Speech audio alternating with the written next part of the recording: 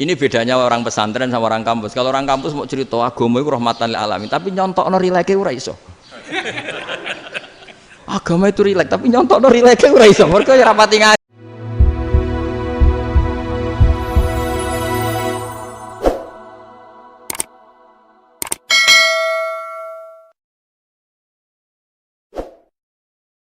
Assalamualaikum warahmatullahi wabarakatuh. Bismillahirrahmanirrahim. Rabbi shrah li sadri wa yassir li amri wahlul 'uqdatam min lisani. Allahumma shalli wa sallim ala sayyidina Maulana Muhammadin wa ala alihi wa sahbihi ajmain. Amma ba'du. Ini yang saya hormati pertama, pengatur saya ini Profesor Dr. Haji Maskuri. Yang cara ngomong enggak kayak profesor tapi kayak jurkam.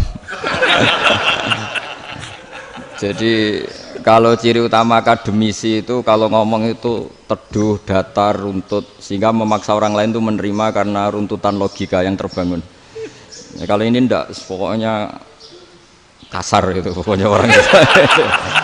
Ini agak lazim, agak dalam dunia ilmu. Semua wakil rektor, semua yang hadir yang saya hormati, saya seperti yang dikatakan moderator, Pak Sinten.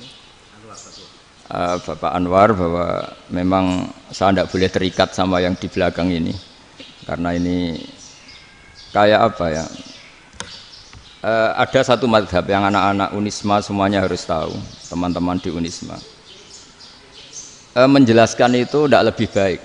Jadi karena seakan-akan belum melakukan. Indonesia itu dulu kedatangan Islam itu tidak pernah dipertentangkan antara Islam dan negara, sehingga diskusi itu sudah salah karena para wali itu tidak pernah mempertentangkan Islam dan keindonesiaan atau kebinekaan. Satu, bahwa para wali itu misinya dakwah, di mana-mana dakwah itu pasti ketemu yang berbeda, mulai beda agama, beda pilihan madhab, beda tradisi, beda kultur. Jadi itu tidak perlu dipertentangkan, tapi malah itu jadi lahan dakwah. Sehingga kita-kita ini kalau diminta diskusi hubungan negara dan agama malah bingung, memangnya kenapa?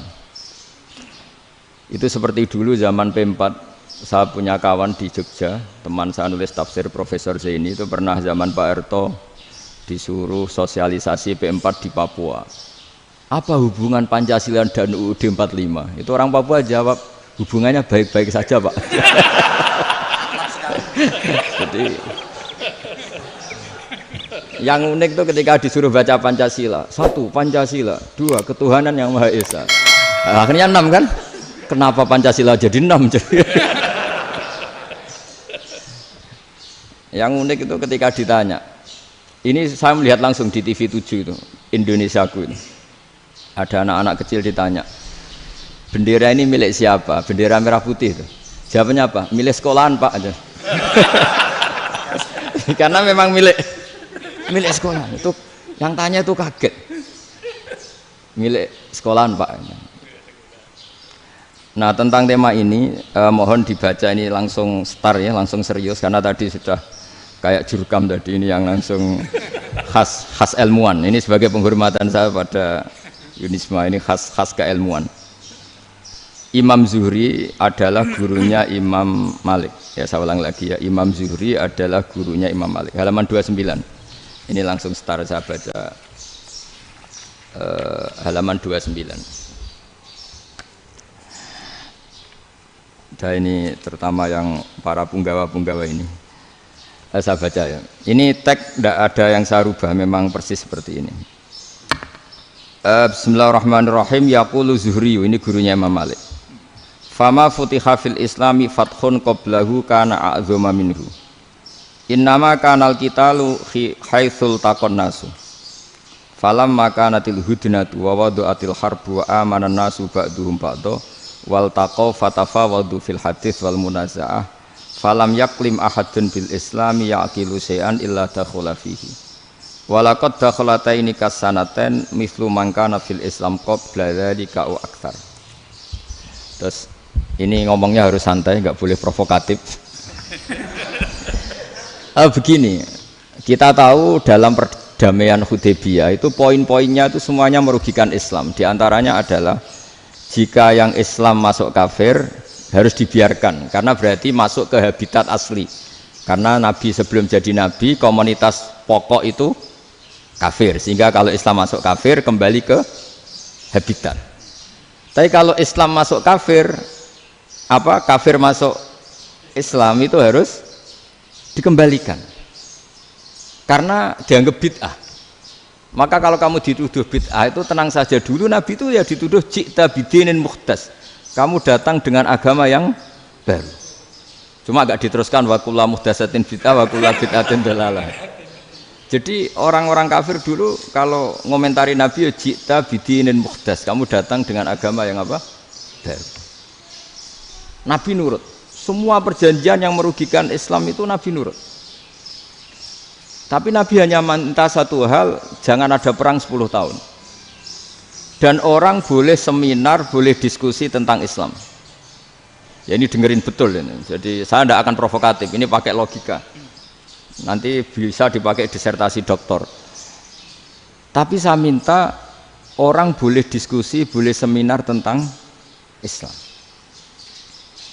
Akhirnya saat itu juga ada orang yang masuk Islam. Di depan tulisan itu belum kering istilahnya. Datang ke situ namanya Abu Jandal bin Suhail bin Amr. Itu datang ke Nabi, ya Rasulullah saya ini mau masuk Islam. Kata orang-orang kafir, ini pertama Muhammad, kamu komitmen enggak sama perjanjian? Kalau kamu komitmen harus kamu kembalikan. Nabi bilang, ya Abu Jandal kamu kembali ke mereka, ke habitat mereka, yaitu menjadi kafir, di komunitas kafir maksudnya. Akhirnya nangis. Umar, Sayyidina Umar itu mendekati Abu Jandal, kemudian memberi isyarat supaya ngambil pedangnya. Jadi isyaratnya wong ini baca ora wis. Maksudnya orang-orang kafir. Tapi Abu Jandal nggak mau. Singkat cerita akhirnya kembali ke komunitas kafir. Tapi yang dikatakan Imam Zuhri cara analisis ini nggak bisa pakai provokatif, harus pakai analisis. Innama kanal qitalu haitsul taqon nasu. Yang namanya perang itu menjadikan orang tidak berpikir jernih. Ini poin yang diambil oleh Rasulullah. Kalau dibahasakan Nabi curi kesempatan, masuk Nabi dikatakan mencuri, meskipun itu hanya bahasa ya. Enggak mungkin lah kita bahasakan seperti itu. Saya ulang lagi ya. Kenapa ada perang berkesinambungan sampai tahun ke-8 Hijriah? Mulai tahun kedua ada perang Badar sampai tahun 8 Hijriah itu perang terus. Nabi sama orang kafir perang terus. Akibatnya apa Pak Profesor? Namanya perang itu ya nggak kau bermikir. Pokoknya agar ketemu Islam perang, Islam ketemu kafir perang, nggak kau bermikir. Padahal Islam itu bisa diterima oleh akal sehat, harus lewat diskusi, lewat pengamatan, lewat pemikiran, lewat pengendapan berpikir. Makanya Nabi tahu ini masalah besar. Kalau orang perang terus, itu gak kau bermikir Islam, tidak sempat diskusi tentang Islam. Makanya Nabi hanya minta satu poin. Oke, perjanjian ini saya turutin semua, tapi saya minta orang kafir semuanya boleh mendiskusikan Islam, boleh seminar tentang Islam. Mereka bilang iya, pada pikiran mereka kan diskusi paling piye. Ternyata betul, ada diskusi.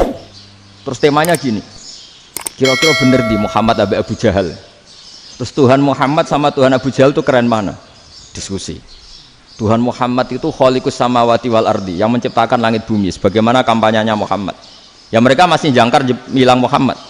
Kalau Tuhan kita, ya berhala itu yang kita bikin, yang kadang rusak, yang kadang kudanan, terus lemutan, pokoknya terus diskusi. Kita kok bener pengirannya Muhammad. Terus Muhammad Abu Jahal. Mulai dhisik Muhammad itu ratau bodoh nih. Mulai dulu Muhammad tuh gak pernah bohong. Abu Jahal, waduh, wis bodoh nih ngongkonan. Wis ribet kan? Dan semua diskusi itu mengarah ke kebenaran Islam.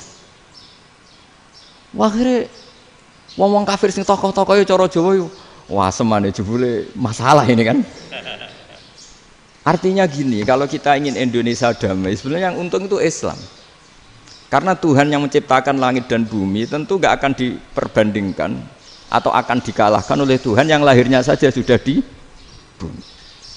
Misalnya kita menjual Tuhan Allah, siapa itu yang menciptakan langit bumi, yang ada sebelum langit bumi? Bandingkan dengan Tuhan yang lahirnya di bumi. Ada tanggal lahirnya, ada aktenya, itu kan sudah ribet kan. Begitu juga kalau memperbandingkan tokoh. Muhammad itu siapa? tokoh yang bisa menyatukan pan Arabik, tokoh yang begini-begini, yang sayang istri, sayang keluarga, dibandingkan dengan tokoh Abu Jahal, Abu Lahab yang corong jauh penggaweannya yang ngerugekno orang lain. Akhirnya orang itu mulai tertarik sama Islam. Makanya kata Az-Zuhri pakai bahasa dulu, falam yaklim ahadun bil Islam. Tapi kalau sekarang yang populer itu bahasa yatakallam. Sebenarnya yang benar itu bahasa kalimah yaklimu kalaman, karena masdarnya itu kalam, berarti sulasi nopo mujarrad. Tapi di fiilnya itu mujarradnya enggak kelaku. Jadi di fiilnya takallama yatakallamu, tapi untuk masdarnya yang kelaku kalaman. Jadi ini agak unik, agak enggak lazim. Mestinya kan takallama yatakallamu takalluman, tapi di masdarnya kalam populer, tapi di fiilnya tidak populer. Saya teruskan ya. Ini penting sekali. Jadi menjual Islam, kalau boleh dibahasakan menjual, itu tetap enak dalam kondisi damai. Karena kalau kita perang, itu bawaannya kalau ketemu ya perang. Kalau ketemu perang, sehingga orang itu rakober diskusi dulu. Saat benernya Islam sampai kafir itu bener di. Karena tidak kober diskusi, tidak sempat diskusi, orang yang milih yang kafir. Karena yang mayoritas yang kuat. Sementara Islam zaman itu lemah. Lah Nabi itu yang diminta hudnah, yang penting kita damai. Terus orang boleh mendiskusikan benar mana kita dan mereka. Ya setelah diskusi ya tadi kan nggak mungkin Allah yang begitu keren hebat pencipta langit bumi dibandingkan berhala yang mengurus dirinya sendiri saja tidak bisa. Walhasil terus orang mulai tertarik sama Islam dan aturannya nggak boleh dilarang diskusi itu. Nah makanya saya pernah ditanya beberapa profesor di Jogja, Gus suatu saat kalau kampus paling keren di Jogja ini ada Islamic Studies, kemudian pengajarnya dari berbagai agama, ini riskan enggak bagi Islam?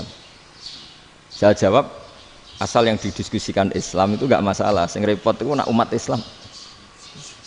Karena kalau umat Islam yang jadi percontohan, banyak raja yang dolim, banyak pemimpin muslim yang dolim, terus identik dengan Islam itu jadi dolim kan ribet.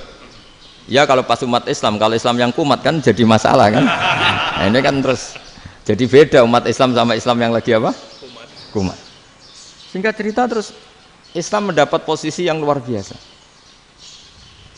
Nah makanya di sini diistilahkan falam makanatil hudnah, ketika ada perdamaian wa amanan nasu ba'dum ba'do, orang merasa aman, itu fatafawadu fil hadis wal munazaah. Mereka berdebat, munazaah itu berdebat. Keren mana konsep Muhammad dengan konsep Abu Jahal? Keren mana konsep Tuhannya Muhammad dengan Tuhan kita? Terus diskusi dan mereka akhirnya ikrar, wah yang benar ya Muhammad lah. Di mana-mana Tuhan tuh ya sebelum langit dan bumi, di mana-mana Tuhan ya punya reputasi menciptakan. Masa Tuhan reputasinya diciptakan, kayak berhala dan sebagainya. Ibadah juga gitu. Ibadah wong kafir itu kalau tawaf itu telanjang, ibadah Muhammad santun pakai pakaian. Terus akhirnya mereka mulai tertarik Islam. Sehingga saya lihat di beberapa tafsir, saya memang tidak akan ngomong yang tidak serius, ngergani Unisma ben sawangane pemikir serius. Di Quran itu sampean lihat di tafsir Tobari itu ada ayat bal naqdhifu bil haqqi 'alal batil fayadmaghuhu fa idza huwa zahid. Qadhafa itu kalau di kamus tak lihat itu takallama bila dalilin. Qadhafa itu ya pokoknya sekenanya. Artinya gini, kebenaran Islam atau kebenaran hak itu kamu taruh sekenanya saja itu tetap menang. Apalagi kamu taruh secara teratur, kamu taruh sekenanya saja itu tetap menang. Sehingga di sini banyak sahabat yang hidup di Cina. Sekarang juga banyak orang alim yang milih hidup di Amerika, banyak orang alim yang milih hidup di Inggris. Dan mereka pede, percaya diri karena kebenaran itu kamu letakkan di mana saja, itu tetap akan menang, akan menemukan momentum kemenangannya. Misalnya gini, contoh paling gampang. Dulu para peneliti, saya ulang lagi, dulu para peneliti itu ya datang kemana-mana, termasuk Ibnu Battuta, termasuk Ibnu Khaldun, ya semua peneliti itu suka neliti. Setelah diteliti, Quran itu satu-satunya kitab suci yang membicarakan sains, misalnya tentang falak, tentang astronomi, tentang asal-usul kejadian manusia, kejadian makhluk. Juga bicara tentang geografi, geologis, semuanya. Sementara kitab lain hanya cerita tentang mawaid wal hikam wal ibar. Jadi diteliti kayak apa, pada akhirnya hak ini yang menang. bal naqdhifu bil haqqi 'alal batil fayadmaghu fa idza huwa zahid. Saya berkali-kali cerita ada ulama yang ahli matematika. Ketika ditanya kenapa kamu suka ngajar matematika, sampai muridnya itu ragu, ini guruku mlebu swarga ta ora, penggaweane mulang matematika. Tapi para muridnya bermimpi bahwa Imam Amudi itu disuruh ngajar para malaikat. Dan itu pede betul dia. Kata Allah, ini ulama saya yang iman kepada saya setingkat iman kamu. Jadi malaikat itu tidak mungkin Gusti kita menyaksikan langsung engkau, sementara ini di bumi nggak nyaksikan jenengan. Kenapa bisa sepede dan seyakin itu? Akhirnya Imam Amudi disuruh ngajarin matematika. Jadi Anda kalau profesor itu nanti harus sempat ngajari malaikat, itu baru benar-benar profesor.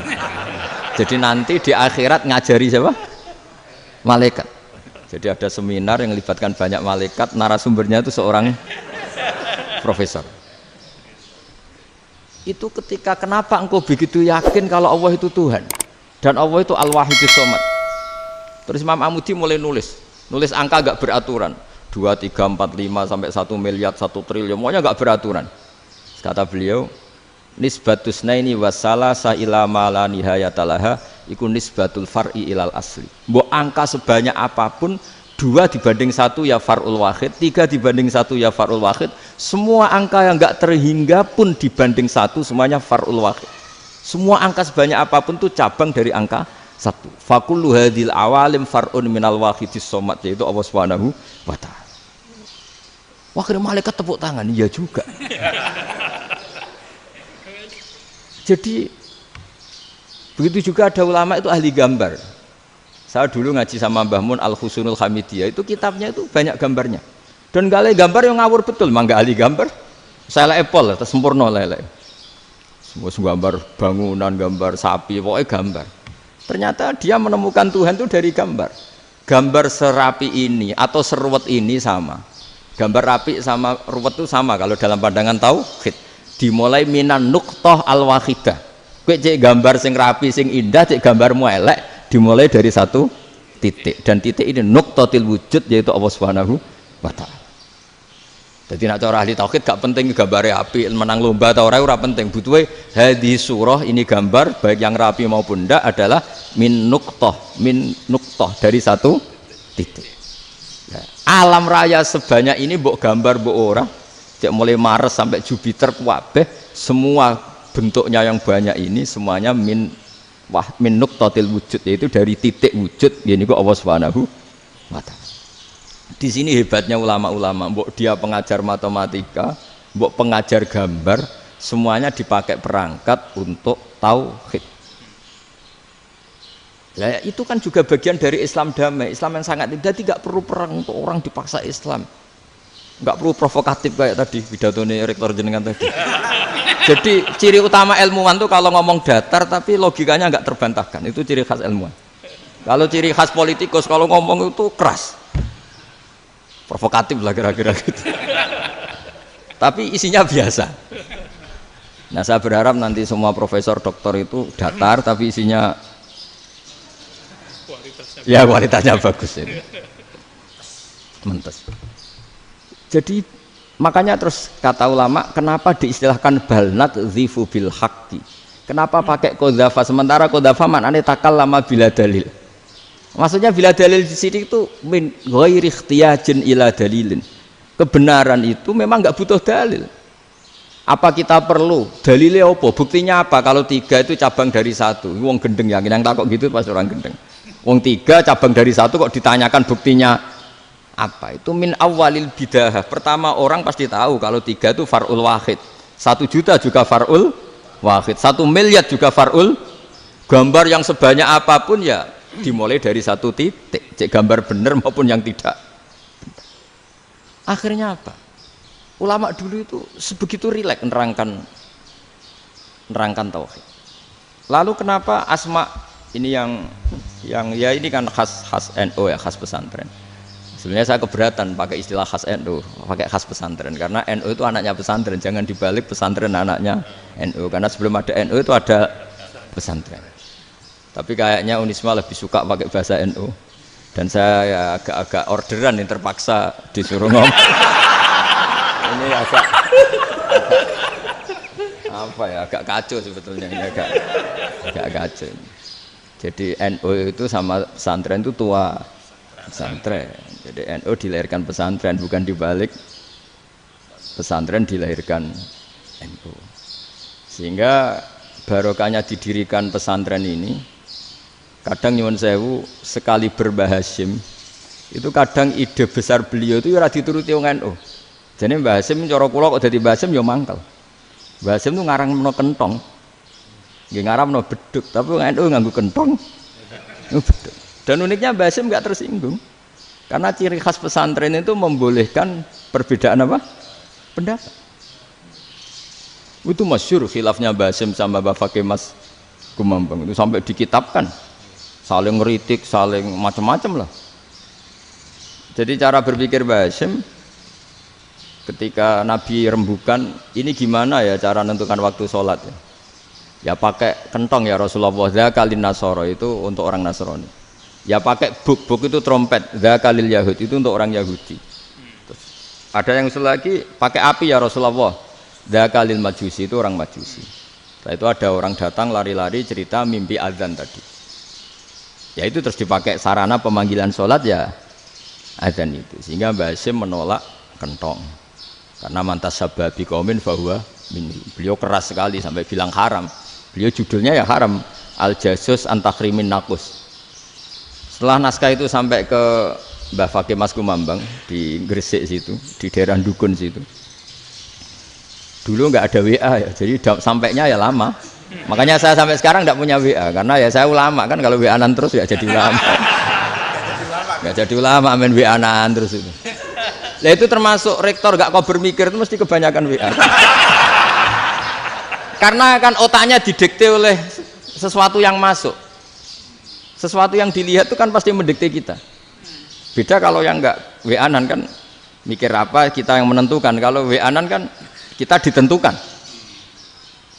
Mau mikir anaknya butuh apa gara-gara WA informasi Jakarta mikir Jakarta. Padahal secara kewajiban ngapain kamu orang Malang mikir Jakarta. Gara-gara WA, mikir Jakarta belum selesai ada berita di Sulawesi, mikir Sulawesi, habis itu mikir NTT. Makanya semua orang sekarang merasa tokoh nasional gara-gara informasi yang masuk itu nasional. Jadi Mas Yo RT yang mikir gimana Gus Indonesia kok. Ada RT loh. Sampai lupa kalau dia itu RT. Jadi semua orang sekarang merasa tokoh nasional. Dan itu gara-gara apa coba? Akhirnya semua orang juga punya ide tentang nasional. Harusnya negara itu gini-gini. Dibeli wongnya sing duwe ikon itu sapa? RT. Ribet kan? Saya teruskan. Setelah naskah itu sampai ke Kiai Fakih Mas Kumambang. Beliau itu marah besar. Ini harus dilawan dan saya bukan karena benci Mbah Hasyim. Beliau teman saya ketika ngaji Kiai Mahfud di Mekah. Jadi Mbah Fakih dan Kiai Hasyim itu teman ketika ngaji di Mekah. Terus cara ngelawan tuh lucu. Lucu. Gak ilmiah tapi gak ilmiah wong alim tetap ilmiah. Di mana-mana serupa itu tidak sama. Ya kalau mungkin zaman Nabi di Madinah itu zaman itu kentong itu identik dengan milik Nasrani. Di Indonesia beda. Pos kampling ya kentong, kebakaran ya kentong, wae sarapan orang di LP ya pakai kentong. Jadi tidak ada jaminan kalau kentongan itu identik dengan Nasrani. Lalu haramnya di mana? Yang di mana-mana tasabuh itu identik. Ini tidak identik. Mulai masalah kan? Mulai masalah. Jadi beliau gaya judul Hazruus. Hazruus itu kepala bergeleng-geleng. Sekarangan kok ngene. Jadi sekarangan kok provokatif gitu. Nah. Dan itu Mbah Hasyim ya hormat Mbah Fakih hormat Mbah Hasyim. Saya sendiri secara pribadi itu lebih suka pendapat Mbah Hasyim sebetulnya. Karena bagi saya sholat itu sakral, ya sudahlah kalau sakral ya dipanggil dengan sesuatu yang sakral yaitu kalimat thayyibah azan. Tapi saya tidak akan bilang kalau kentongan itu haram. Karena kalau haram alasannya mirip orang Nasrani, sementara pos kampling ya pakai kentong, ada banjir ya kentong, ada kebakaran ya kentong. Jadi tidak identik untuk misa atau untuk sholat ala Nasrani. Tapi itu dulu ya rileks saja, dua beliau itu ya saling menghormati padahal saling kritik. Dan dulu ulama yang beda madhab itu ya saling menghormati. Imam Syafi'i itu kalau sholat di kawasan Masjid Abi Hanifah ya tidak kunut. Ketika ditanya, kenapa kamu tidak kunut? Sementara engkau berpendapat kunut itu sunat. Ikroman di hadal madhab. Saya sangat menghormati madhab. Imam Ahmad bin Hanbal itu berpendapat kalau orang pakai bekam, pakai iftisot atau hijamah itu batal sholatnya. Sementara Imam Syafi'i mengatakan tidak batal apa? Sholatnya atau wudunya tidak batal. Tapi Imam Ahmad itu ditanya, apa kamu makmum Syafi'i? Bagaimana mungkin saya tidak makmum sama wali kutub seperti Imam Syafi'i? Padahal menurut keyakinan Imam Ahmad ini sholatnya batal. Ini habis ikhtijam udah wudu. Tapi tetap saja beliau. Karena perbedaan pendapat di furu' itu lazim. Ya orang boleh berdebat lah. Ketika Unisma datangkan saya, itu saking senengnya kiai, apa saking sombongnya sampai ngatur kiai, kan nggak pernah bisa diperdebatkan. Itu kan orang boleh debat kan? Itu saking angkuhnya apa saking senengnya kan nggak jelas kan? Kan dan orang boleh setuju pendapat saya, yaitu ngatur kiai itu haram. Setuju juga Pak Rektor, ekspresi mahabbah itu ya macam-macam. Dulu sahabat ya gitu, sahabat itu ada yang nggak kenal wajahnya Nabi sama sekali sampai akhir hayatnya. Ketika ditanya, lo kamu itu sahabat kok nggak tahu wajahnya Nabi? Saya tidak pernah berani memandang Nabi karena ijlalan Nabi, terlalu menghormati saya sehingga tidak berani memandang wajahnya. Ada sahabat yang penggawaannya dulu wajah Nabi sampai bisa nyifati alfiu faminunil hajib, sampai bisa nyifati detail karena dulu wajah Nabi itu ibadah. Ada seorang wali ditanya, kalau kamu di surga ingin nggak melihat Allah? Enggak. Loh, tapi semua orang ingin melihat Allah. Unazzihu dzalikal jamal an-nadhari misli. Ben gak elek-elek Allah tak delok terima aku. Wong ra jelas. Berarti kok delok pangeran. Banyak. Jadi justru tapi karena saking takzimnya. Enggak lah, mosok sak aku kok. Makanya saya berkali-kali cerita. Menurut kesepakatan ulama, soft awal itu paling baik. Tapi banyak juga wali yang kalau sholat itu di belakang. Koyok paling bener yang kok ngarep gitu. Lu bayangkan misalnya kamu semangat di soft awal nih Masjid Haram, jebule sholatnya salah. Itu dari malaikat gayane kok ngarep, jebule ra roh. Itu kan di sini-sini wong. Jebule bodoh gitu. Gayane kok ngarep jebule.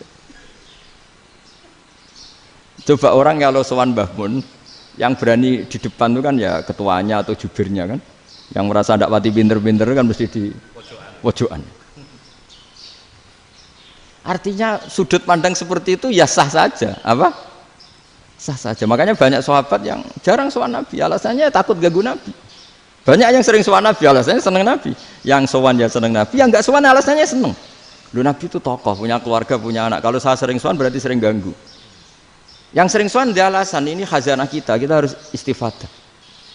Jadi zaman dulu dia biasa dua sahabat, yang satu milih mahabbah itu milih sering sowan, yang satu juga mahabbah milih tidak sering. Karena pertanyaannya bisa dibalik kan, sering sowan apa sering ganggu coba. Nabi Abedar, assalamualaikum. Nabi nimang cucunya, assalamualaikum. Ayo bener yang sowan apa bener yang enggak kalau seperti itu. Akhirnya terus diatur sedemikian rupa oleh Quran. Walau annahum sabaru hatta takhruja ilaihim lakana khairal lahum. Jadi sahabat kalau mau sowan Nabi ya nunggu di Sufah. Kalau Nabi keluar berarti milik publik, sekali masuk ke dalam tidak ada sahabat yang berani sowan. Itu la tadkhulu buyutan Nabi illa ayyudzana lakum. Kalau soal sampai masuk dalam harus nunggu dipanggil. Karena sekali Nabi masuk dalam itu milik privat keluarga, milik istrinya, milik cucunya, milik keluarganya. Jadi Nabi sekali keluar ke ruang itu berarti milik publik. Itu terus jalan tengah. Karena kalau langsung masuk, bayangkan saya itu sering menyaksikan. Mbah Mun habis ngaji 2,5 jam ngaji Jalalain. Baru masuk, assalamualaikum. Padahal yai mungkin mau ke kamar mandi, mau ini itu. Jadi dulu itu Quran sangat modern. Sebelum ada dokter ngatur tamu, rektor ngatur tamu itu Islam sudah modern. Dia kan nggak fair kan? Misalnya saya ke Unisma harus janjian pakai ini. Terus kalau misalnya kesini selonang-selonang kan lucu kan, mentang-mentang kiai terus juga sowan-sowanan selonang-selonang. Padahal kalau kita mau ke mereka pakai protokol. Sering tidak fair dunia ini, tapi karena aku kiai ra oleh gelo ya sudah. Akhirnya saya memutuskan gak gampang kemana-mana karena itu.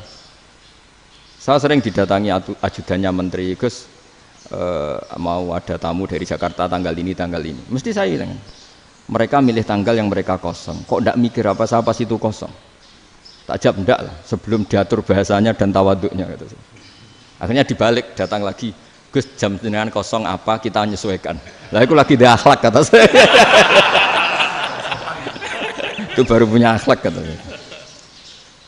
Bukan masalah ini, bukan masalah gengsi ya.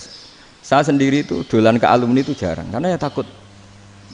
Kiai kan yang nganggur, jam 9 nganggur, jam 10 nganggur. Bisa saja alumni itu kerja di pabrik, bisa saja yang latihan ekonomi di pasar.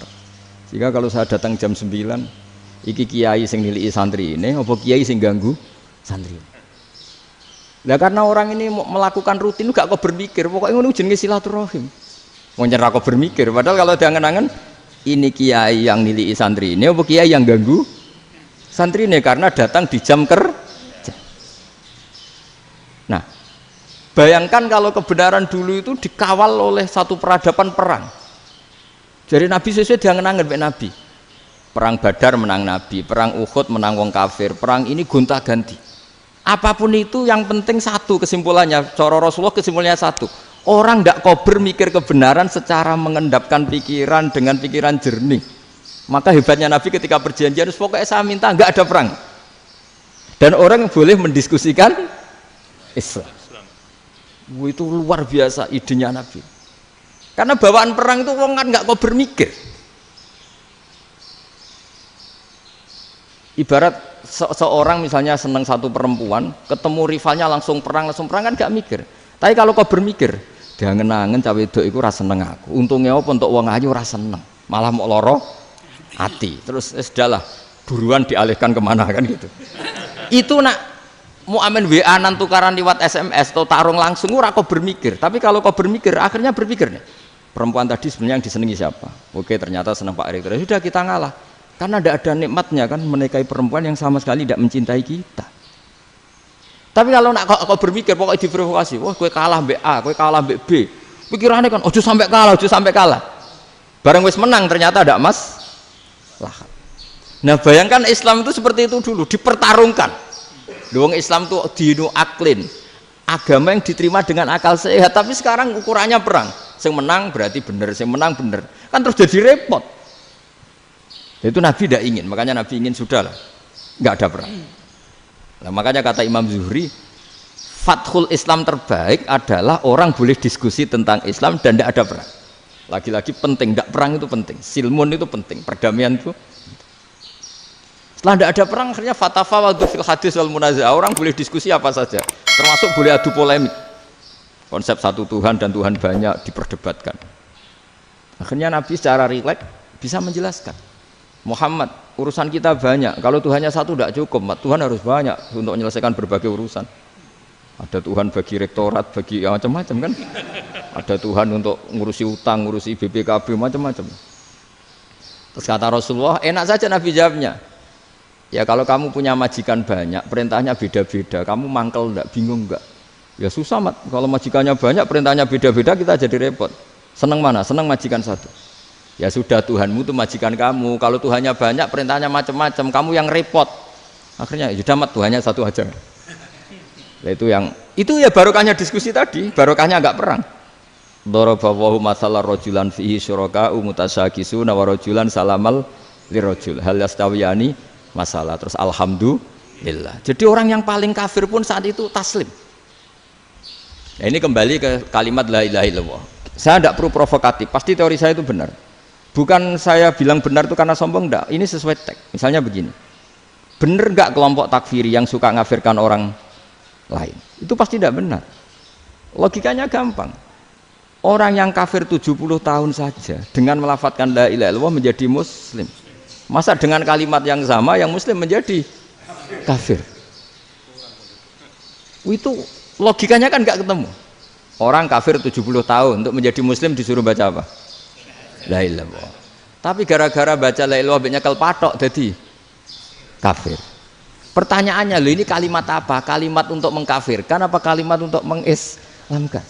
Karena yang kafir dengan kalimat itu menjadi Islam, ternyata yang Islam dengan kalimat itu menjadi kafir. Itu ketemu enggak cara logika itu kan enggak ketemu kan? Makanya cara pikirannya Abul Hasan Asyadzili, dan saya setuju pikiran itu. istighfar ini boleh orang Jawa Timur protes karena kadang beda manhaj. Tapi jangan protes saya, protes Abdul Hasan As-Sadili kualat mesti sampean. Ketua Torekoh napa? Sadiliyah. Cara madzhab Sadili dan Anda boleh berbeda madzhab. Mencari khasnya wong kampus sing wani beda. Beda kapasitas lah pokoknya butuhnya beda. Dan ketok pinter, ketok kritis tuh. Cara madzhab Abdul Hasan As-Sadili itu gini Pak Rektor. Jadi istighfar itu baik. Tapi ba'da kamali tauhid, setelah tauhidnya itu benar. Alasan beliau masuk akal. Ketika ada ayat fa'alam annahu la ilaha illallah wastaghfir li dzambik. Bihadil kalimah. Jadi orang boleh istighfar itu setelah tauhidnya benar. Alasannya Abdul Hasan As-Sadili begini. Qul lil ladzina kafaru iyantahu yughfar lahum ma qad salaf. Katakan kepada mereka yang kafir, sekali mereka tidak kafir, maka otomatis dosanya masa lalu diampuni. Pertanyaannya, yang bisa menghentikan kekafiran itu kalimat apa? La ilaha illallah. Dengan hanya melafadzkan la ilaha illallah Muhammadur Rasulullah langsung yufar lahum ma qad salaf, langsung dosanya diampuni. Berarti yang menjadi pengampun dosa lah, penyebab pengampunan itu apa? La ilaha illallah. Itu bahkan orang kafir belum istighfar. Di ayat itu kan Allah enggak mensyaratkan setelah la ilaha illallah istighfar baru diampuni, enggak. Asal la ilaha illallah langsung yufar lahum ma qad salaf. Saya ulang lagi ya, jelas ya. Jadi kulil ladzina kafaru iyantahu yufar lahum ma qad. Nah, sekarang iyantahu, mereka berhenti dari kafirnya. Syaratnya pakai apa? La ilaha illallah Muhammadur, itu langsung yufar lahum ma qad. Artinya apa? Ghufranullah itu bisa didapat hanya dengan mujarrodut tauhid, yaitu hanya dengan melafadzkan kalimah thayyibah. Dan sahnya istighfar juga berdasar kalimah thayyibah itu. Misalnya gini, orang kafir sebelum Islam melafadzkan astaghfirullah, astaghfirullah, astaghfirullah, kira-kira diterima enggak? Enggak kan? Karena syaratnya istighfar ba'dat tauhid. Nah, makanya dalam madzhab Sadili istighfar itu setelah la ilaha illallah. Karena cara pandang ya seperti itu. Jadi fa'alam annahu la ilaha illallah wastaghfir li dzambi. Jadi dengan kebenaran tauhid saja ini sudah cukup kita insya Allah layak diampuni. Karena innallaha la yaghfiru ayyusyraka bihi wa yaghfiru ma duna dzalika liman yasha. Jadi orang yang tauhidnya benar itu bisa diampuni Allah asal tauhidnya benar. Itu Allah ngendikan liman yasha wa yaghfiru ma duna dzalika liman yasha. Dawe Imam Suyuti walam yakun liman yastaghfir. Jadi orang yang bertauhid secara benar meskipun gak sempat istighfar itu tetap potensi diampuni. Karena bawaan tauhid itu sudah menjadi layak diampuni. Kayak orang kafir sekali ngelafatkan kalimat tauhid mbok gak istighfar langsung diampuni. Nah, karena melihat seperti itu terus orang berlomba-lomba memperbanyak jumlah ngelafatkan la ilaha illallah. Jadi kita yang alim, kita semua, saya tidak bilang saya, kita termasuk yang di pinggir-pinggir saya ngaku alim ora masalah lah soalnya. Kita semua yang alim-alim itu tahu bahwa la ilaha illallah itu super. Sudah bawaannya tauhid, juga punya kelayakan Nah, kemudian nasib kita agak sial. Malah kalimah ini dituduh bid'ah, dituduh khurafat.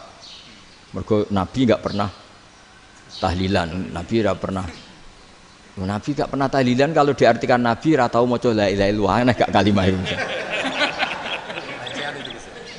Nah, ini provokatif ini. Jadi ini sudahlah keanehan-keanehan ini kita terima karena ciri utama wali, ciri utama ulama itu wa'udhu fisabili, harus pernah disakiti. Jadi kalau Unisma sakit karo dituduh apa? Dituduh bid'ah itu berarti belum calon ulama. Calon ulama itu wa'udhu fisabili, harus disakiti. Jadi kalau kamu disalahpahami itu ya harus santai.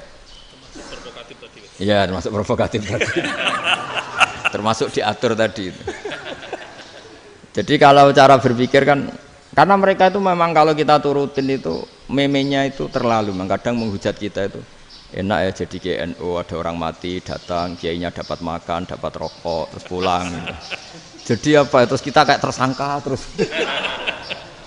Kita kan kayak tersangka terus. Tertuduh terus itu. Terus yang orang NU ya memenya juga nggak kalah ekstrimnya. Boleh ya ajaran orang nggak boleh ngasih-ngasih kiai gitu. Berarti boleh dong ajaran kikir. Jadi memang kadang apa ya, cangkem elek lah bahasa kasarnya itu. Itu memang kadang lebih mengenakan kalau kita datang ke acara mayat kan dapat makan, dapat minum. Kalau yang sohibul bed rokok ya dapat rokok. Kalau kiainya dapat wajib, kadang 20.000, kadang 50.000. Terus memenya itu kok setega itu ya, ada orang meninggal kok malah kita makan-makan. Seakan-akan kan kultur ini biadab kan gitu. Tapi yang orang NU kebalikan bales. Oh ternyata nggak boleh ya mayat disodakoi, ternyata nggak boleh ya orang dermawan. Berarti Islam membolehkan medit ya gitu. Modus ini kan. Tak angen-angen itu luwih mandi timbang takbir ya kan. Karena ini kan memicu emosi kan. Memicu apa? Emosi. Nah, tapi saya kalau disuruh bela mana itu tidak ada yang saya bela. Ya seorang sudah lah, kalau mau nganggur saja sudah itu. Ya tapi itu memang apa ya, itu khazanah Islam, ada yang kritik, ada yang enggak. Ya itu memang khazanah, ya biasa aja, kalau saya biasa aja. Karena dulu ulama itu sudut pandangnya itu ya seperti itu. Ada yang ulama suka ibadah itu sholat, ada yang milih apa tidur. Sampai Imam Ghazali bilang suatu saat ibadah terbaik di zaman akhir itu tidur kan. Sholat saja kalah sama tidur kan. Tapi itu loh ya, yang wajib tetap loh, terus kamu gak sholat wajib.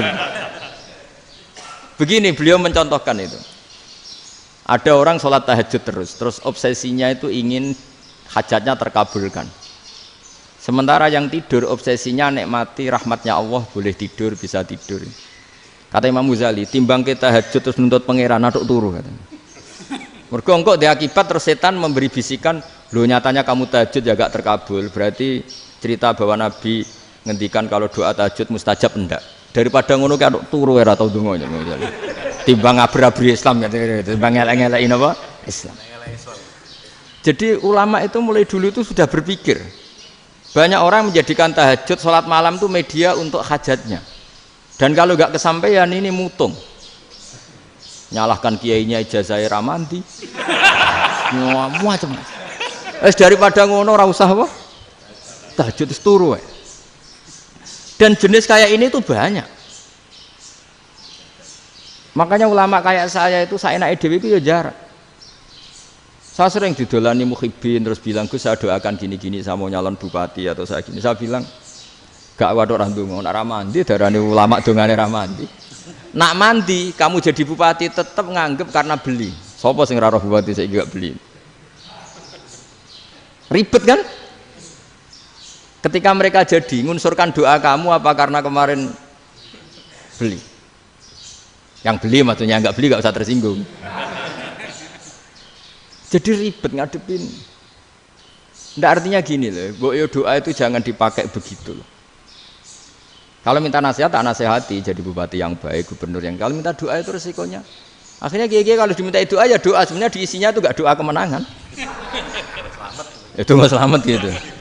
Karena ribet. Makanya Islam itu doa itu setelah iman. Aturan iman benar baru doa. Aturan iman benar termasuk Allah itu yaf'alu ma yasha, boleh melakukan yang dikehendaki. Allah enggak boleh terdikte oleh doa kita, enggak boleh. Ya saya ulang lagi ya, madzhab Hasan Asyadzili ini khas kita. Jadi la ilaha illallah itu didahulukan sebelum istighfar. Tapi kebalikannya madzhab Imam Sanusi itu dibalik. La ilaha illallah itu kalimat yang sakral. Karena yang sakral dibutuhkan muqaddimah, yaitu yang melafadzkan harus yang sudah bersih, yang sudah steril baru melafadzkan la ilaha illallah. Maka dalam madzhab Sanusiyah istighfar dulu baru la ilaha illallah. Nah, dalam madzhab Abdul Hasan Asyadzili kebalikan, istighfar itu sah setelah sahnya tauhid. Kamu ikut mana tuh? Asyadzili apa Sanusiyah? Alhamdulillah sama-sama tidak paham ya sudah. Akhirnya sudah. Ya saya nggak kemana-mana kan gitu. Jadi apa ya? Terus ini saya teruskan ini biar khas pesantren atau khas NU lah, kalau bahasa Pak Rektor khas NU. Ini Ben sampean tahu beberapa perbedaan itu lazim, halaman 24. Ya, halaman 24 sama 25. Tak baca ini masih orisinil. An Sufyan bin Uyainah, ini juga gurunya Imam Syafi'i. Kata Sufyan bin Uyainah, beliau cerita, kana Isa wa Yahya alaihi salam ya'tiyanil qaryah. Fayas'alu Isa an syirari ahliha. Wa yas'alu Yahya an khiyari ahliha. Jadi Nabi Isa dan Nabi Yahya itu satu generasi, sama-sama masih muda. Kalau di satu kampung yang Nabi Yahya tanya, ini keluarga terbaik siapa? Saya mau nginap di situ karena kumpul orang baik itu nyaman. Kalau Nabi Isa kebalikan, keluarga terburuk mana ya, saya tak di situ. Nah terus akhirnya faqala lahu Yahya lima tanzilu ala syirarin nas. Kenapa kalau kamu bermalam kok malah kumpul orang-orang yang nakal? Innama ana tabibun udawil mardo. Saya ini nabi barat dokter. Di mana-mana dokter yang ngumpuli yang sakit, ngobati yang sakit. Makanya di NU itu ya banyak kiai jazab mengumpuli yang nakal-nakal. Nak tepak yang ngentas yang nakal, nak ora tepak ya katut. Ini adu nyali lah sudah gitu. Tapi itu ada ilmunya, yaitu niru Nabi siapa? Isa. Kalau kamu dokter penelitian tuh cari daerah yang banyak pandemi apa yang bersih? Yang banyak pandemi, karena yang namanya penelitian ya di situ kan. Kalau kamu dakwah ngentas kemiskinan, ke daerah miskin apa daerah kaya? Nah, sama kalau ngentas kefasikan, ke daerah fasik apa daerah orang soleh? Fasik. Ya, tapi itu Nabi Isa. Nah, kalau kamu tidak Nabi kan potensinya kan itu. Tapi setidaknya bahwa kita sering disalahkan karena punya beberapa tokoh yang ngancani fasik-fasik, itu sebenarnya ada dalilnya, yaitu Nabi siapa? Isa. Nah terus masalah tegas dan lunak. Ketika ada mahasiswa misalnya pacaran, boncengan lanang dan perempuan, itu pilihan kita apa? Kalau tegas, terus gak mau mendengar kita. Misalnya gini contoh gampang, tak beri contoh Pak D. Jangan orang tua, nanti secara fikih itu beda. Nah ini kan kita orang pesantren, nah, biasa ngaji fikih detail. Kamu Pak D seorang perempuan, mahasiswi misalnya, sering pacaran. Setiap ke situ sama pacarnya kamu diam saja. Padahal kamu dosen keislaman. Mesti pawanaan kamu nyimpulkan, ternyata pacaran itu tidak apa-apa. Buktinya Pak D itu tidak negur, menengahi. Ini berarti as-sukut alal mungkar. Tapi kebalikannya, Pak D ini terkenal keras. Nak rono mesti radiaku ponaan. Akhirnya yura rono. Mesti ngerti nak mesti diamuk. Nah, dua orang ini sama-sama gagal kan? Yang lunak menjadikan ponakannya pacaran terus karena enggak negur sehingga dikira membolehkan. Sing keras juga enggak sempat bina wong rono era wani.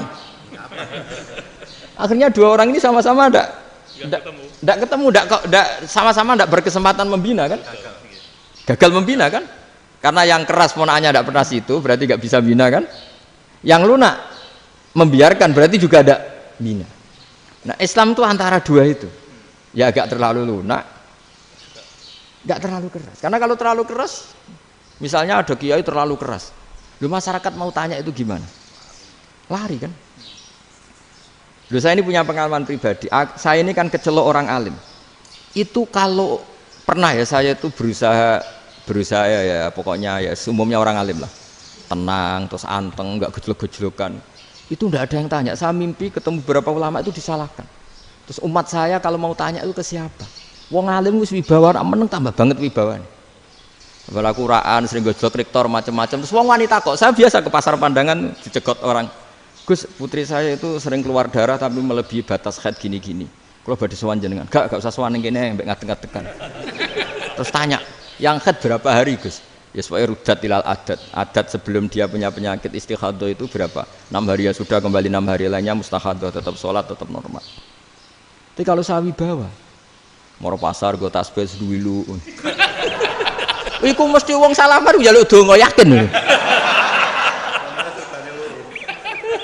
Tapi baru kayak rada uraan ketemu wong-wong, dol pening ndi? Mak pening ndi? Gus beneran Gus ketemu jenengan kula wingi badhe tua kok. Akhirnya tanya. Dadi uraanku iku amdan. Lha nek sampean asli, iki asli uraan. Karena ndak uraan lah tetap ndak wibawa kan. Jadi baru kayak uraan itu ya banyak. Saya itu kalau ngantor di Jogja itu banyak orang yang tanya. Ya biasa tuh, tanya macam-macam. Karena saya uraan. Ke pasar ya orang, bahkan di bis sering ketemu orang. Wah beneran Gus kalau badhe sowan jenengan badhe tanya ini. Ya sudah di sini aja. Jadi semua itu diilmoni. Nabi itu punya sisi yang dua-duanya jalan. Memang beliau luar biasa, dipilih Allah yang luar biasa. Nabi ketika wibawa itu banyak sahabat yang bahkan mengenali wajahnya aja tidak bisa. Ka'anna ala ru'usihim at-toir. Bayangannya seakan-akan di kepalanya itu ada burung yang takut terbang. Saking antengnya. Tapi Nabi sekali mengeluarkan job, sekali santai, itu sahabat tanya itu sampai yang nggak pantas ditanyakan. Nabi saya tadi kumpul istri saya, tapi tidak inzal itu wajib mandi ndak. Aro'aita law anna ahadana ya'ti imra'atahu wa lam yunzil. Itu ya ditanyakan. Nabi mun kumpul itu betul saged inzal sepundi. Guys betul lagi. Terus ya ada yang tanya macam-macam. Ya saking ada sahabat dipanggil Nabi tambah lari, dipanggil lagi tambah lari. Panjenengan nyeluk, oh pas kula kumpul bojo kula. Lah kula kuwatir jenengan orang suci, saya belum mandi, makanya saya lari. Terus Nabi ngendikan innamal mukmin thahir, ya nak masalah ketemu kiai ra apa-apa ijek junub. Sementing kok nak salat ya adus sik. Tapi Nabi sekali pakai madzahirul jalal, tapi pakai wibawanya, itu orang enggak berani ngomong. Tapi sekali Nabi rileks, itu orang bisa tanya apa saja, termasuk halal yang enggak pantas. Lalu ada sahabat itu tanya lucu, tanya Maimunah. Maimunah itu ya cantik tapi sudah agak tua lah. Maimunah, ya umal mukminin, hukumnya ngambung bojo pas Ramadan piye? Wah gak roh aku, gak tahu diambung kan Nabi pas Ramadan. Tanya Saudah, wah malah orang arah diambung kalau Saudah itu kan wis tuwa itu. Lucunya istrinya dia jawab, tanya Aisyah yang mungkin Nabi, iya yang mungkin tanya Aisyah. Itu yang usul ya istrinya Nabi Maimunah. Selalu Aisyah, tanya be Aisyah. Ya Amirul ya umal mukminin gini-gini. Wah Aisyah yang cantik masih perawan kan. Qabbalani Rasulullah bahwa oh Nabi biasa ngambung-ngambung pas Ramadan dan beliau tetap puasa. Akhirnya fakih ngarang kan wa takbil fi Ramadan wa tublah la tubtilu shauma ngambung ora. Iku ya udah biasa di sini. Ya nasi bojone ayu. Ndak ini artinya seasik itu. Jadi garwane Nabi sing ngrasa rodok tuwa. Wah, aku ora tahu ya. Kok Aisyah serilek itu dulu itu. Maksudnya orang Islam pertentangan itu. Maksudnya ini ya balik semua ini bedanya orang pesantren sama orang kampus. Kalau orang kampus mau cerita agama itu rahmatan lil alamin, tapi nyontokno rileke ora iso. Agama itu rilek, tapi nyontokno rileke ora iso. Mergo ya rapati ngaji. Contohnya ora iso, dadi mau gawe kaidah kok Islam itu rahmatan. Jadi Nabi itu lah, Allah juga gitu. Allah itu kalau sudah memperlihatkan madzahirul jalal, itu mbok malaikat Jibril rawani. Ketika Allah dengan madzahirul jalal. Tapi kalau Allah dengan madzahirul jamal, madzahirul apa? Jamal. Iku ya gojol-gojol kan ambek makhluke gojol. Ya buli-bulian cara sakniki. Ya sampean delok ning hadis syafaat itu, akhiru man dakhalal jannah atau akhiru man kharaja minan nar itu di beberapa judul. Ada seorang rojul yang ahli neraka ya, dintas mbek pangeran terus ditudono swarga. Gusti, swarga ngiler tok ora wong wayu roh, wis ngiler tok. Ngger njaluk Gusti mosok roh tok ora oleh mlebu. Jarimu asal mlebu metu kon neraka ora njaluk-njaluk meneh. Sumpah lho ya, gak njaluk apa-apa meneh. Mboten Gusti. Sekali saya keluar dari neraka ndak akan minta apa-apa lagi.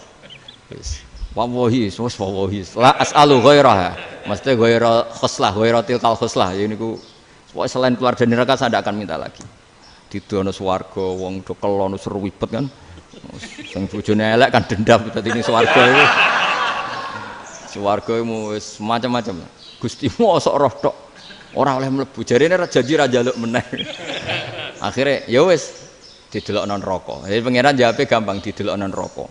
Roh neraka begitu menyakitkan, begitu ngeri. Sudah Gusti saya tidak minta surga, sementing nggak masuk neraka. Rabbana srif anna adzaba jahannam. Setelah lama itu diadepno swarga njuk mlebu swarga, terus diadepno neraka. Akhirnya ya sudah. Saiki mlebu swarga gak apa-apa. Iku jawabe lucu. Atas taziu jenengan ngenyek kula. Wong karwan ra ahli swarga kok mlebu swarga. Terus akhirnya mlebu swarga, kan mlebu swarga tamanna, sangen-angen sing mbok jaluk apa?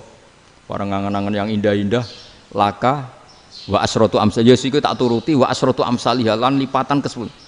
Jawabe wong lanang ya lucu. Atas tazi ubi wa anta rabbul alamin. Jenengan pangeran kok ngenyekan. Maksudnya wis karuan aku ora pantes. Terus jare pangeran, la astazi ubika walakinni ala ma asya'u qadir. Aku gak ngenyek kowe, pancen aku pangeran. Nuruti kowe iku iso. Jadi Allah sendiri ketika dengan madzahirul jamal itu malaikat ya ono sing wani bantah. Masyhur itu kan malaikat sing bantah pangeran atas alufia mayufsidu fiha wa yasfikut karena Allah dengan madzahirul jamal. Sing paling masyhur Nabi Musa. Nabi Musa itu ketika Nabi Mi'raj. Nabi Mi'raj itu beliau kira-kira di langit keempat lah yang masyhur atau kelima. Ngelangkai. Nabi Musa nangis, "Ya Rabbi, ini apa-apaan? Orang sing ja'a ba'di kemudian melangkai makom saya, ini apa-apaan?" Jadi Nabi Muhammad kan apapun hebatnya kan junior. Kok melangkai makom saya ini apa-apaan? Enggak fair. Sampai Nabi Muhammad itu tanya gini sama Jibril. Reaksi Allah gimana ketika melihat Musa seperti itu? Jawab malaikat Jibril lucu. Ya roh khiddatahu. Allah sapal gayane Musa. Biar. Jadi lucu. Ya dibiarin aja sama Allah. Tapi wong jenenge Nabi Musa itu kekasihnya Allah. Tetap berkah bagi kita. Betul. Ketika setelah Mi'raj diwajibkan sholat 50. Gentenan Nabi Musa kelihatan nabinya. Sebenarnya Nabi Musa itu sebetulnya loh, enggak menguntungkan kita sebetulnya. Tapi yang menguntungkan, sebenarnya enggak niat menguntungkan kita, tapi menguntungkan. Nabi Ibrahim kan di langit ke-6, keren lah.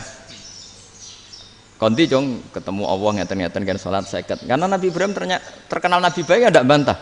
Bareng Nabi Musa. Kenapa diceluk pangeran? Kula kan sholat ping 50. Inna ummataka la tutiku dzalik. Wah, gak kuat umatmu. Serai-rai gak umatmu ora ngarah kuat 50 rokaat. Tapi sebenarnya Nabi Musa itu niatnya bukan membela kita. Fa inna ummati la umatku sing gagah-gagah ra iso meneh umat. Berarti sebetulnya ya itu masih pakai gengsinya sebetulnya. Wes ngono-ngono lah sementing kita untung. Sebetulnya dia itu enggak terima wong umat saya aja yang lebih kuat. Enggak kuat apalagi umatmu. Lah terus sebutin irji ila rabbika fas'alhu takhfif. Itu berarti Allah dengan madzahirul jamal. Sudahlah, datang ke Allah minta keringanan. Allah itu baik. Minta. Ambek Allah itu ringanan mau 5 tok. Jadi cek 45. Balik Nabi Musa, piro 45. Cek ra kuat umat. Wong umatku ora kuat. Jadi sebenarnya dia bilang umatku ora kuat.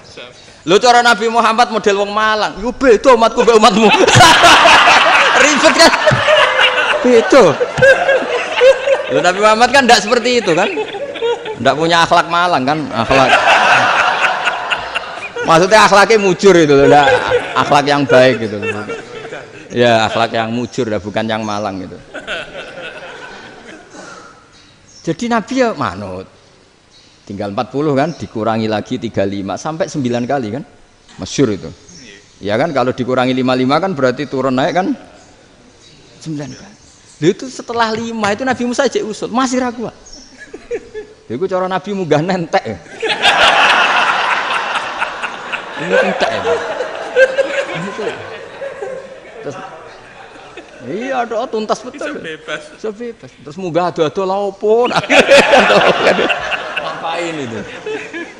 Akhirnya Nabi Muhammad sudah sampun ya kalimah Allah, saya ini malu sama Allah Musa. Sudah 9 kali dan diturutin terus. Jadi Allah kalau dengan madzahirul jamal itu Nabi Musa biasa nego sama Allah. Tapi ketika Allah dengan madzahirul jalal itu Nabi Musa enggak berani. Yaitu di hadisus syafa'ah. Hadisus syafa'ah ketika manusia datang ke Nabi Adam, ya'tuna Adam. Ya Adam anta abul basar ngene isfa'li lana inda rabbik. Kamu saya minta mensafaati kita. Nabi Musa, Nabi Adam inna rabbi qad ghadibal yawma ghadaban lam yaghdab qablahu mislah wa la yaghdab ba'dahu mislah. Ini Allah sedang murka besar dan tidak akan murka seperti ini lagi. Sudah saya tidak berani nafsi. Nabi Ibrahim enggak, termasuk Nabi Musa ketika itu ya enggak berani. Karena Allah dengan madzahirul jalal.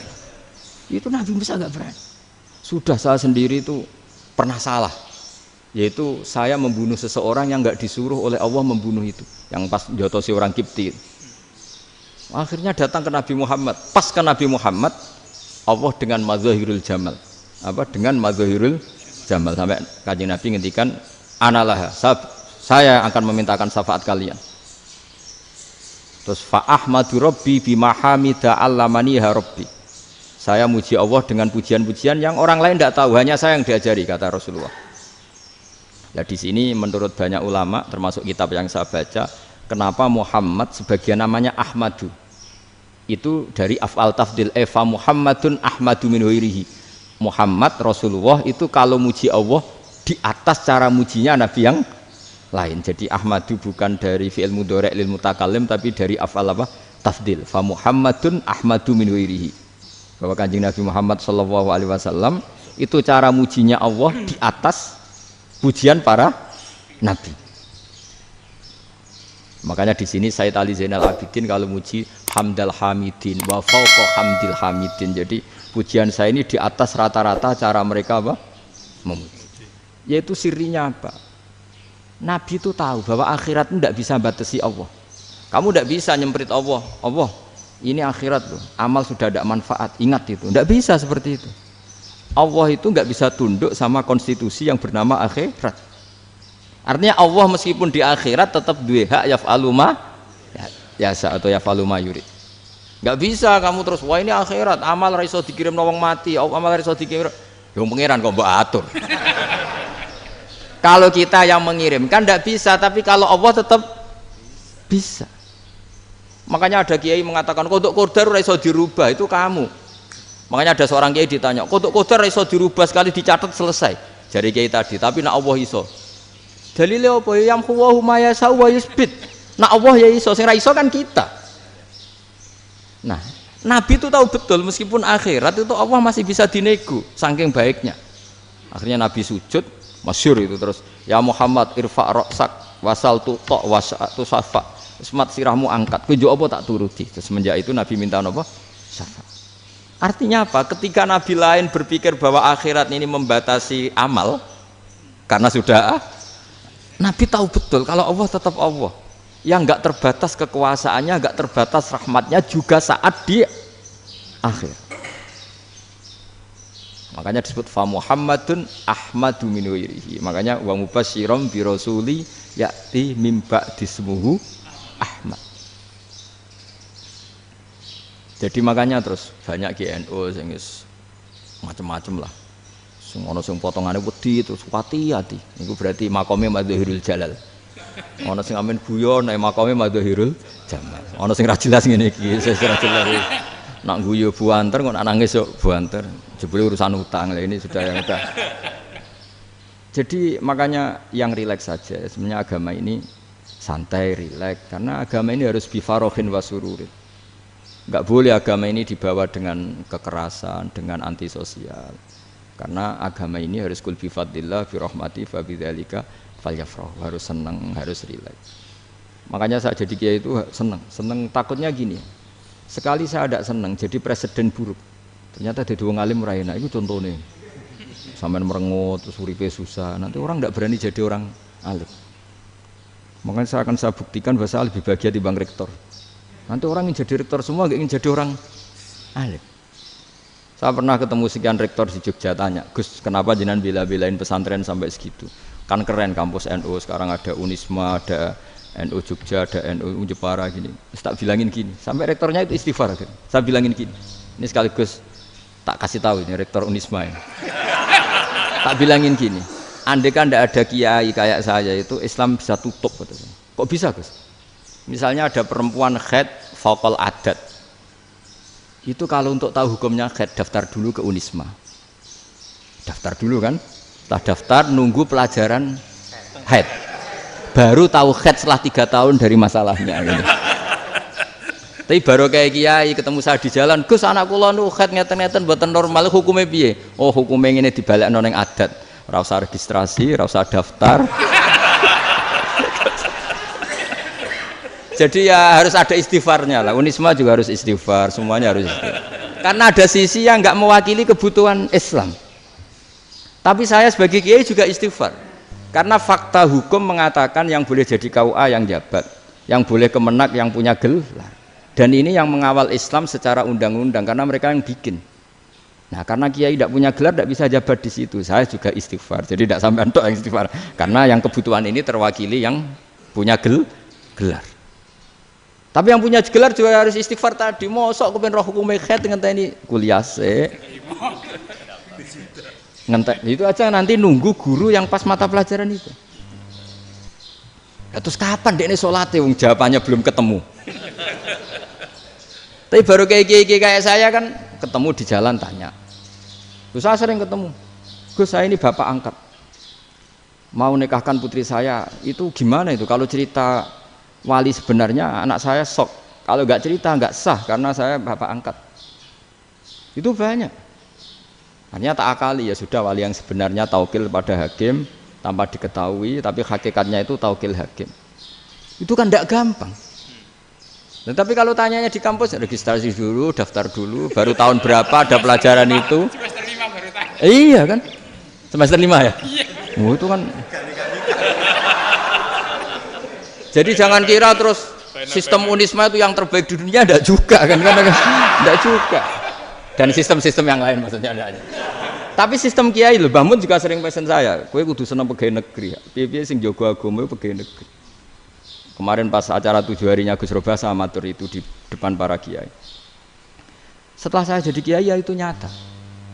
Islam di Papua, di NTT yang bawa siapa? Dokter negeri, ya kan? KUA negeri. Barokahnya mereka negeri dijamin negara kan? Barokahnya Muslim berkebutuhan Islam. Akhirnya bikin musola di situ, bikin masjid. Bahkan di Korea Utara itu ya ada masjid bawaan duta besar. Karena banyak duta besar Muslim berkebutuhan masjid. Yang bisa gini itu yang negeri apa yang swasta? Negeri lah. Di sini kiai tidak mewakili semua kebutuhan apa? Islam. Tapi kampus juga enggak, kampus Islam sekalipun tidak memenuhi semua kebutuhan Islam tadi. Masa orang tanya kan nunggu semester berapa tadi? Semester 5 masih daftar dulu. Nunggu pelajaran itu. Payahnya pas ketemu dosennya, wong saya tidak pernah ribet kan? Pas dosennya cowok gitu. Jadi sudahlah, makanya ini. Iya, makanya ini kan bentuk kearifan lah. Jenengan ngakui fungsi kiai kayak saya itu bentuk kearifan. Saya juga ngakui jenengan itu butuh kearifan. Saya sering didolani KUA itu. Itu rata-rata ya didikan kiai. Kompilasi hukum Islam itu banyak ya, janda cantik. Contohnya harus cantik, kalau jelek nggak mungkin terjadi kan. Ada janda cantik kebetulan suka kawin tapi takut zina. Saya ulang lagi, suka kawin tapi takut. Itu seringnya gitu Pak Rektor. Jadi dia kawin bosen, bilang ke KUA, Pak saya sekarang mau nikah sama ini. Loh, tapi kamu mau punya suami. Ya tapi kan nggak tercatat Pak. Itu KUA-nya rata-rata itu nggak berani. Meskipun nggak tercatat, karena secara fikih meskipun nggak tercatat tetap dia seorang perempuan yang bersuami, maka nggak boleh nikah sama orang lain. Jadi coba kalau nyun sewu KUA hanya ngikuti hukum formal, yang penting di catatannya nggak punya suami, ya dinikahkan saja kan. Tapi mereka enggak, karena didikan kiai nggak berani.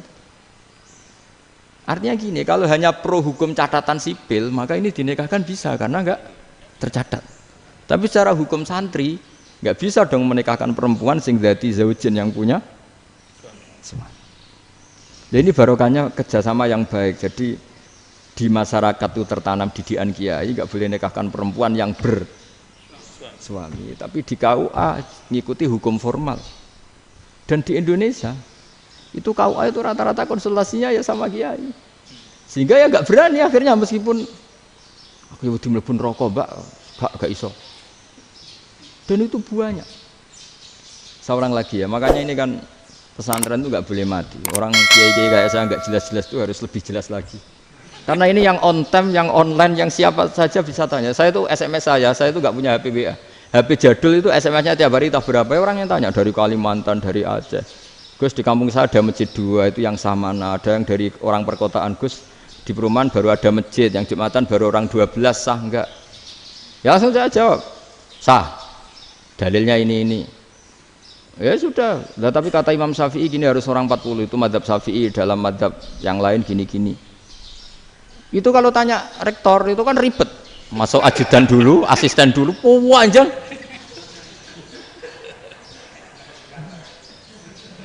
Wah itu kan ribet kan?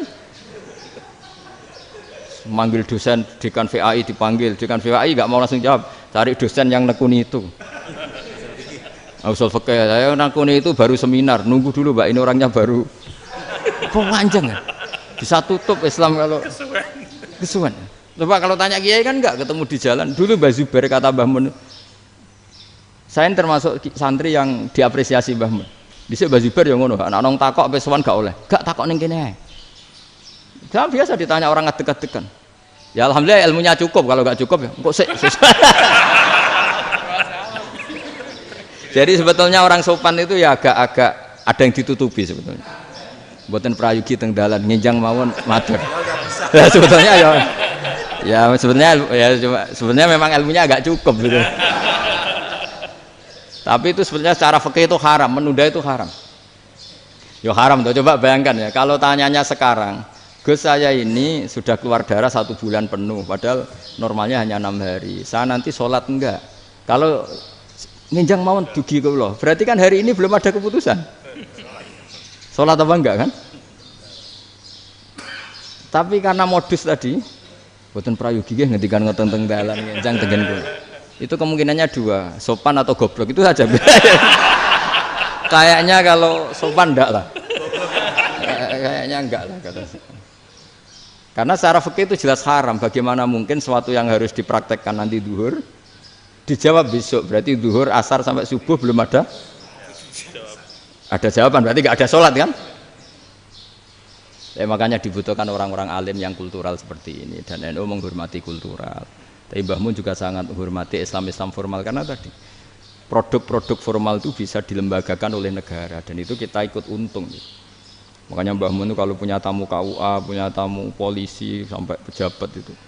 Kenapa saya contohkan KUA? Supaya jangan kira seperti pendapat orang-orang hasud, wah mesti aja disolani presiden senang, menteri senang. Enggak juga. Sebenarnya semua kiai itu mulai KUA sampai polisi, polsek, polres itu senang semua. Karena sama-sama diajak mengawal bangsa ini, diajak mengayomi semua masyarakat. Tapi kadang-kadang masyarakat ngeritiknya, jenenge kiai disolani menteri ya seneng presiden. Padahal yang sowan kiai itu ya mulai KUA, Kapolsek, kepala desa, RT, Mudin. Itu Mudin kalau tanya ya lucu-lucu. Gus kalau nate nyembelih pitik kemanian, pitike gede man. Akhirnya wis ngerti nak kemanian langsung tak sembelih meneh. Terusane ku sah ta ora. Ribet. Ya tak jawab, lah pitike pas iku jek urip ta ora? Terus urip Gus. Wis sah cara madzhab Malik kerja urip. Karena itu ada perdebatan antara madzhab Malik dan madzhab Syafi'i. Nah, cara Imam Syafi'i itu agak ketat. Hewan yang punya kehidupan sudah mutharibah, misalnya ayam jago, contohnya harus jago, karena kalau ayam kecil diikhlaskan haram. Jadi yang cilik wae kan gitu. Fikih itu ya, fikihnya orang Indonesia itu pecundang. Kalau ayam kecil nggak ditanyakan, mate ra wis. Kalau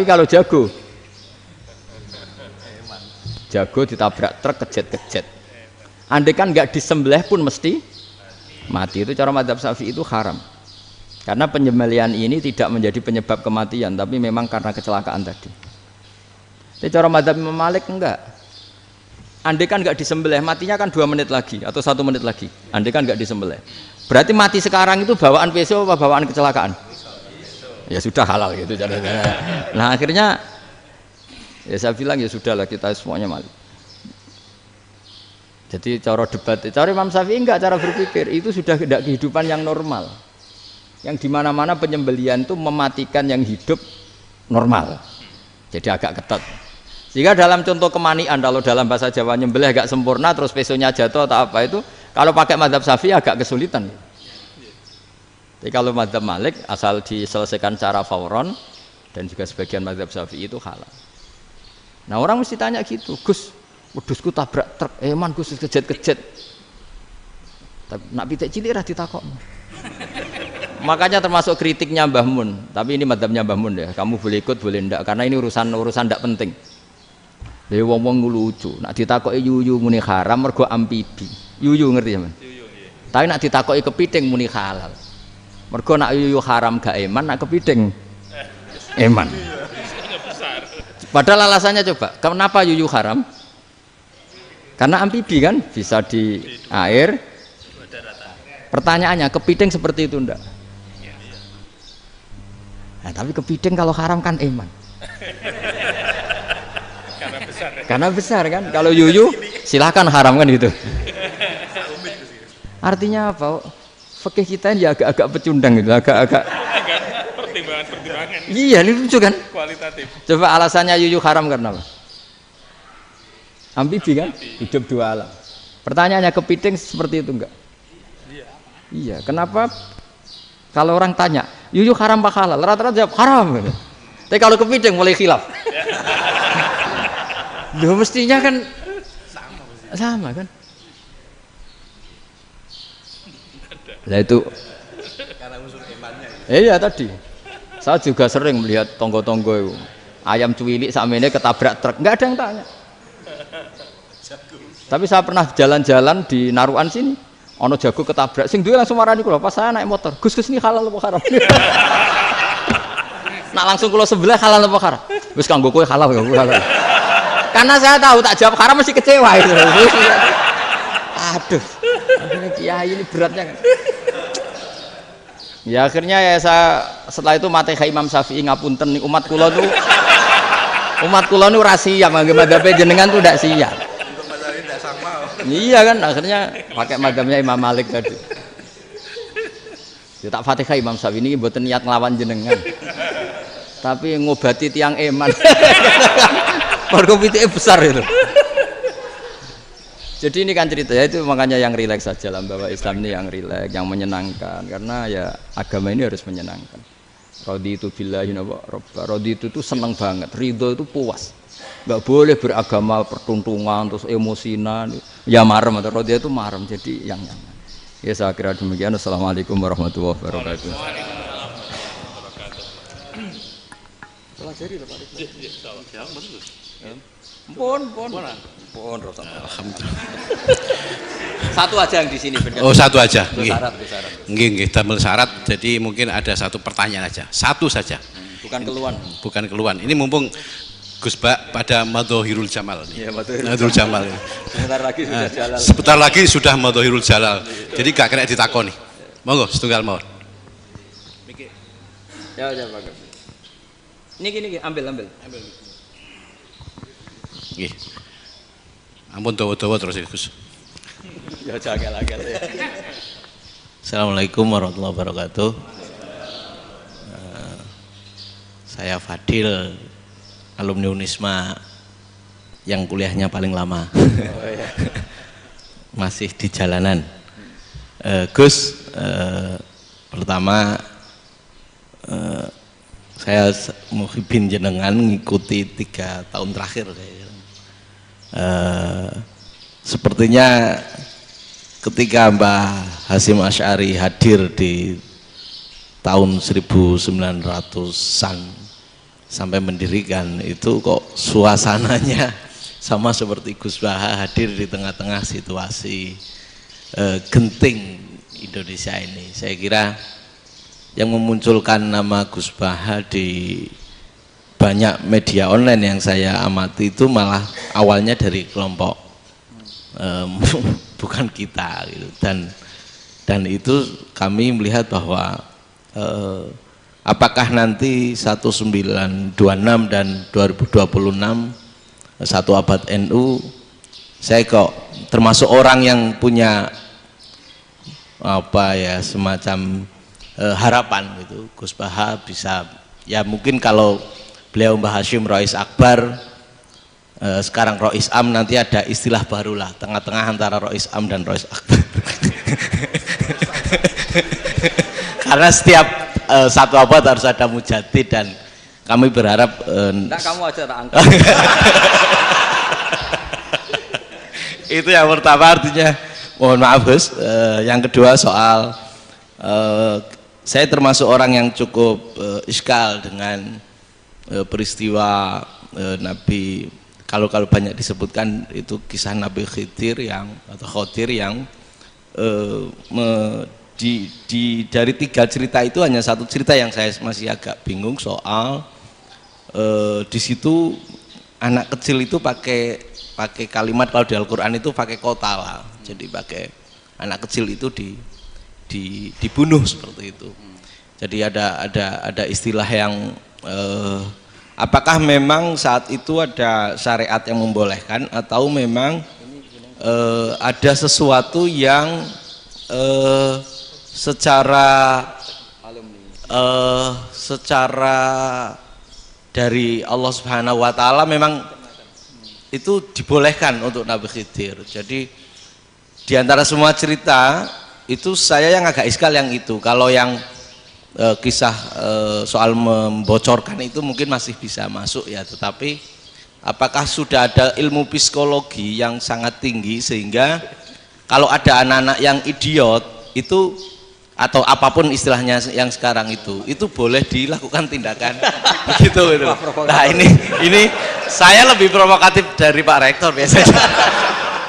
Nggak, artinya mohon maaf karena pemahaman saya ada dua pendekatan ilmu yang masuk, satu seperti Nabi Musa, yang satunya seperti Nabi Khidir. Mudah-mudahan ada sedikit penjelasan. Siap Gus, terima kasih.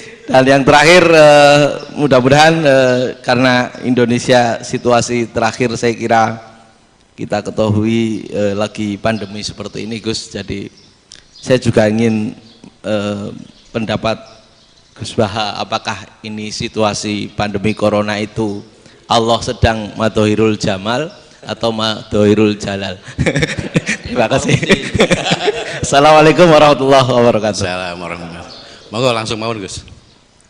Ini provokatif ini kayak. Loh di situ aja kamu tanya kok terus mirip. Siapa Fadil ya? Dari peternakan ya? Peternakan.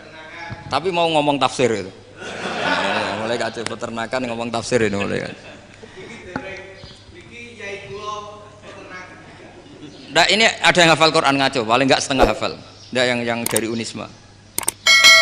Enggak begini, ayat itu kan ditutup wa ma fa'altuhu an amri, ya saya maknani wa ma fa'altu lan orang nglakoni ingsun hu ing kabeh sing kasebut an amri mergo kepinginanku ingsun.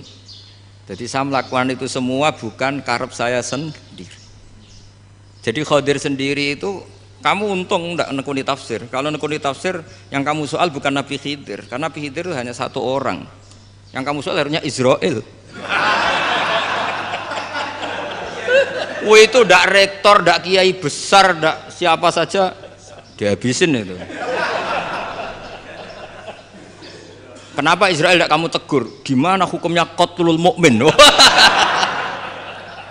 Kenapa Israel ndak kamu masukkan ayat wa may yaqtul mu'minam muta'ammidan fajazauhu jahannamu khalidan fi. Ingat ya Israel. Iya kan? Nah, Israel melakukan pembunuhan itu, kadang yang dipateni nyuwun sewu orang soleh betul. Tapi wae kabundut ya. Itu Israel juga tidak atas pilihannya, tapi karena perintah. Nah, Khadir itu bukan nabi syariat, kira-kira mirip kayak Israel. Karena beliau bukan nabi syariat. Jadi ini agak aneh, ini kan orang nekuni tafsir kayak saya sampai berjilid-jilid kitab. Saya kemarin mata saya agak sakit karena saya nangis itu sudah 2 hari. Bukan mikir sampean tapi mikir ilmu ini harus ada yang mempertahankan. Karena apa ya, nekuni ilmu itu kan ribet. Kalau yang nekuni ilmu terus dosen terus rektor itu ya agak ada fasilitasnya. Kalau nekuni ilmu kiai itu naruh keramat kan taqabbalallahu minna minkum taqabbal ya karim. Iya, tapi saya alhamdulillah keramat jadi ya tetap hidup itu terus ini. Saya ulang lagi ya. Harusnya Mas Fadil itu kalau nekuni itu yang disoal tuh Nabi Khidir. Nabi siapa? Apa malaikat siapa? Israel. Karena itu korbannya lebih banyak. Pertanyaannya, Israel kena enggak oleh aturan ayat wa may yaqtul mu'minam muta'ammidan fajazahu? Kan enggak. Karena semua itu wa ma fa'altuhu an amri. Saya lakukan ini. Mungkin ngaji kamu enggak khatam sih mau delok fakotalah itu. Itu Nabi Khidir pasti tersinggung, nggak baca belakangnya itu. Ya karena jurusan peternakan itu. Atau salah gurunya yang ngajar. Daripada nyalakan satu orang mendingan 2 ya. Jadi kalau ngaji itu khatam, sehingga ngerti ayat itu kan ditutup wa ma fa'altuhu an amri. Nah, menurut Ibnu Hajar Al-Asqalani yang nyarai Bukhari, dan ketika itu cerita tafsir ayat itu, wa hadza dalilun ala anna Musa afdhalu minal Khadir. Justru ayat-ayat itu menunjukkan Musa itu lebih utama ketimbang Nabi Khidir. Karena Nabi Khidir monoton melakukan apa saja yang diperintahkan Allah, sementara Musa tetap dengan gugatan syariatnya. Beliau gak terima ada orang main membunuh. Aqtal tanafsan zakiyatan bi ghairi nafs. Laqad ji'ta syai'an nukra. Sur'atu Musa ila nahyil mungkar itu menunjukkan beliau Nabi Ulil Azmi. Jadi Nabi Musa langsung sikap, wah ini tidak benar kamu. Padahal sudah ada perjanjian, kamu tidak boleh bantah. Tapi Nabi Musa lebih ngeboti syariat, lebih memihak syariat, nahi mungkar itu wajib. Justru itu menunjukkan derajatnya Nabi Musa fauqal Khadir. Makanya Nabi Musa tetap gugat, nggak bisa dong, ini nafsan zakiyatan kok kamu bunuh. Maka itu jadi ilmu. Nabi Khidir pada akhirnya nyuwun sewu ya tidak bisa jawab. Makanya beliau menutup wa ma fa'altuhu an amri. Sebenarnya saya sendiri itu ya tidak punya alasan. Jadi kalau Israel kamu tanya, ini gimana ini wong melarat mulai cilik, meh sugih mbok pateni. Mbok yo baro ben sempat sugih itu. Ini kuliah paling lama urung sempat urip penak. Nah itu kan mbok yo mateni wong kira-kira nek wis sempat mapan sempat. Lu andai kan Israel pakai aturan syariat kan mateni orang kan ya dikira-kira lah. Jadi itu tidak ada hubungannya tadi dengan ilmu yang kamu katakan urusan psikologi anak itu tetap semuanya haram dibunuh, nggak boleh. Ya jadi tetap makanya ini pentingnya ngaji khatam itu tadi. Jadi pada akhirnya Nabi Khidir itu ada punya alasan hanya ngendikan wa ma fa'altuhu an amri. Pada akhirnya yang paling pokok yaitu semua ini saya lakukan saya sendiri itu tidak tahu karena perintah. Jadi untung kamu gak nyoal Israel. Kalau nyoal diinjem ribet kan. Ini orang tadi pas seminar Gus Bak ngeritik saya. Wah. Jadi itu pinter kamu. Yang kamu soal Nabi Khidir. Jadi enggak itu. Ya kalau nyoal Israel resiko tinggi itu, resiko tinggi. Tapi yang jelas gitu ya. Makanya tradisi pesantren seperti ini harus terus karena yang punya tradisi khatam. Saya tuh kalau ngaji kitab udah khatam tuh tersiksa karena tadi kadang-kadang yang depan-depan tuh tidak jawabannya di belakang kan tadi wa ma fa'altuhu an amri. Dzalika ta'wilu ma lam tasti alaihi sabra. Jadi ya sudah kira-kira seperti itu. Wajar kamu tidak sabar, wajar kamu tidak itu memang saya sendiri sebenarnya enggak paham itu. Jadi cara basa Jawa niku wajar saya usah kira paham. Jadi aku dhewe ku ya ora paham. Wong aku ya mau nglakoni gitu. Jadi sebetulnya sama-sama ada itu kan. Ini wa ma fa'altuhu an amri. Dah ya? Ya, sudah.